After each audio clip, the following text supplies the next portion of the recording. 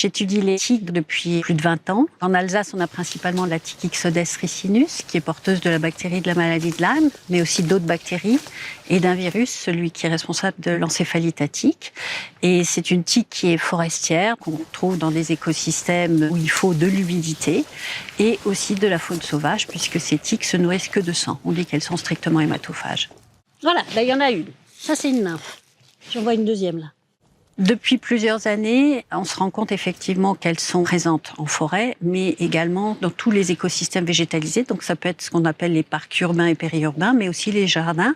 À partir du moment où vous avez des animaux qui peuvent accéder à ces jardins et qu'il y a cette humidité qui est nécessaire à cette tique qui est vraiment très sensible à la sécheresse. Alors chez nous en France, on considère qu'il y a 2 à 20% des tiques Ixodes qui sont porteuses de la bactérie de la maladie de Lyme.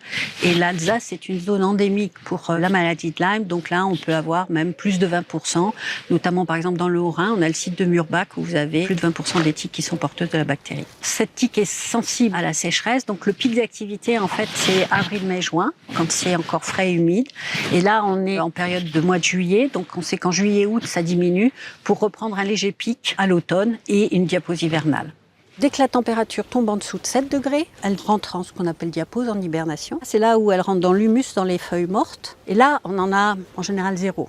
Mais avec le changement climatique, on se rend compte de plus en plus qu'elle risque d'être active, même en hiver. Donc là, quand on est en pleine saison, c'est-à-dire en avril-mai, on va en avoir 10, 15, 20 à chaque tir. Ce que j'ai fait là sur 10 pas, on le fait 30 fois.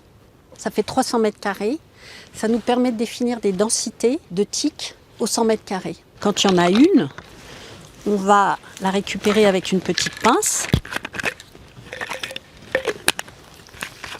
C'est ce qu'on appelle une pince fine. Et on va aller la chercher sur le drap. Elle ne peut pas ressortir. Et quand on a fini, on met le bouchon. On les ramène au laboratoire.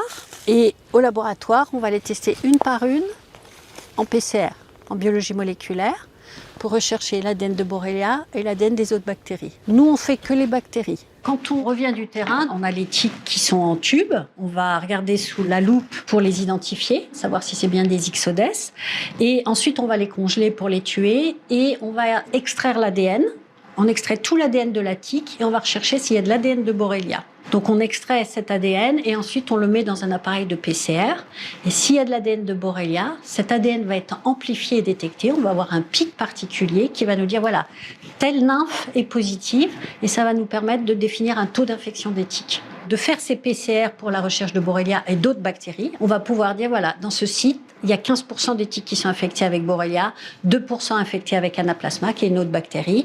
Et donc, on peut définir pour les personnes qui fréquenteraient ce site un risque acarologique. Est-ce qu'ils ont un risque de contracter une maladie quand ils sont dans cet écosystème ?